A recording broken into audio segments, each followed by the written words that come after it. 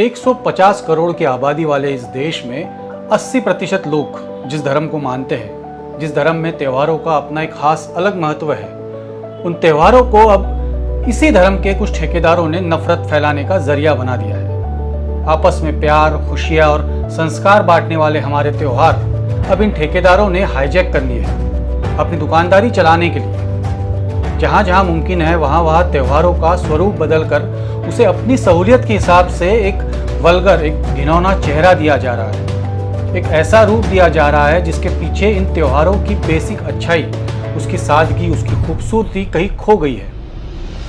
इन धर्म के ठेकेदारों को इतनी हिम्मत सिर्फ इसलिए होती है क्योंकि इन्हें पता है कि आप अपने धर्म को लेकर संवेदनशील है और उन्हें लगता है कि आपको अगर ये डर दिखाया जाए कि न सिर्फ आपका धर्म बल्कि आपका परिवार, आपका समाज और आपका भगवान ये सब खतरे में है, तो आप बिना सोचे समझे उनके साथ आकर खड़े हो जाएंगे। और इन्हें यही चाहिए। अपने आसपास जमा की हुई इस भीड़ में ये खुद अपना चेहरा तो छुपा लेते हैं और आपको सामने रखकर ये अपने नफरत की राजनीति खेलते हैं। गणेश उत्सव, दशहरा, नवरात्र जैसे पावन त्योहारों को ये लोग किस तरह से अपनी दुकानदारी चलाने के लिए इस्तेमाल करते हैं, ये देखिए जरा।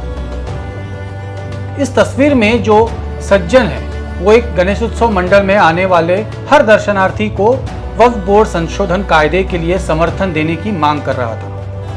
यह है बजरंग दल और विश्व हिंदू परिषद की असलियत। भक्तगण अब मन में श्रद्धा भाव लेकर दर्शन के लिए आते हैं, तब शायद भावनात्मक दृष्टि से वे थोड़े ज्यादा संवेदनशील होते हैं और कमजोर होते हैं। और वीएचपी, बजरंग दल जैसे संगठन हिंदुओं के इसी मानसिक स्थिति का फायदा उठाकर अपनी नफरत की राजनीति खेलते हैं।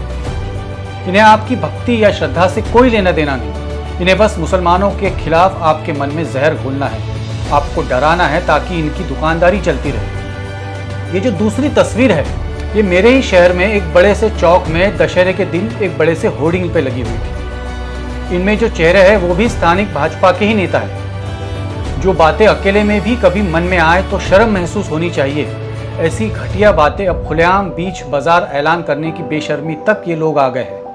और ये जो रोटी छीनने की और कपड़े फाड़ने की और घर जलाने की, कपड़े जलाने की जो बातें इस होर्डिंग में कही गई है, वो पढ़ने वालों को धमकी दे रहे हैं या किसी और के नाम से डराना इनका मकसद है।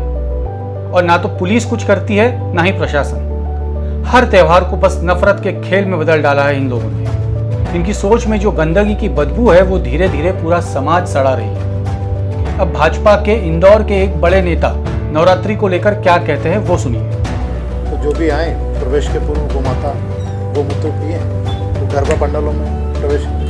मतलब इनके हिसाब से सिर्फ एक खास धर्म के लोग ही हमारी माताओं और बहनों को छेड़ते हैं और इसलिए इस धर्म के लोगों को नवरात्र उत्सव में प्रवेश ना दिया जाए, ऐसा इनका कहना है। अब ये एक और तस्वीर देखिए।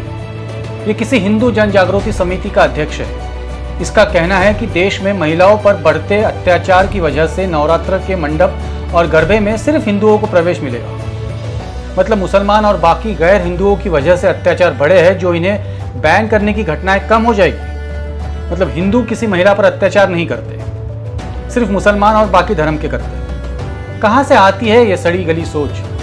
कैसा घटिया आदमी है ये जो सीधे सीधे धर्म के नाम पर नफरत फैला रहा है। हर बात में हिंदू मुस्लिम, नफरत और डर, बस यही करती है बीजेपी और उससे जुड़े हुए बजरंग दल, विश्व हिंदू परिषद जैसे वैचारिक आतंकवाद फैलाने वाली संस्थाएं। जी हाँ, ये आतंकवाद ही है। आतंकवाद सिर्फ हाथ में बंदूक लेकर धर्म के नाम पर इंसानों की हत्या करना ही नहीं है। सीधे साधे आम लोगों के दिलों में इस तरह के विचार पिरोकर उन्हें धर्म के नाम पर डरा कर उन्हें बाकी धर्मों से नफरत करने की सीख देना भी आतंकवाद है। और इस आतंकवाद में बलि दी जाती है आपके धर्म की, आपके अंदर के हर उस सोच की जो एक इंसान को दूसरे इंसान से मोहब्बत करना सिखाती है। बलि दी जाती है उस जज्बे की जिसमें किसी को उसके धर्म की बुनियाद पर नहीं बल्कि उसकी अच्छाई या बुराई देखकर जज किया जाता है। ऐसे लोगों से और ऐसे नेताओं से बचकर रहिए। ऐसी सोच से दूर रहिए जिसे कहते हुए हमें हमारे बच्चों से नज़र मिलाना मुश्किल हो जाए, वरना हमारी आने वाली पीढ़ी हमें कभी माफ़ नहीं करेगी। ये देश इसलिए खूबसूरत नहीं हुआ क्योंकि यहाँ के झरने या नदी या पहाड़ खूबसूरत है। ये देश इसलिए खूबसूरत है क्योंकि अलग अलग धर्मों और पंथों को इसने अपने आप में समा लिया है। और आपका धर्म भी उतना ही खूबसूरत है जितने बाकी धर्म। इन नफरत के ठेकेदारों को आप अपने धर्म को इस तरह कमजोर और जहरीला मत करने दीजिए। ये धर्म आपका है, इसे खतरा किसी और धर्म से नहीं बल्कि ऐसे घटिया लोगों से है। बचा लीजिए अपने धर्म को। ठळक घडामोडींसाठी देशोन्नती न्यूज चॅनलला सबस्क्राईब करा आणि बेल आयकॉन प्रेस करा।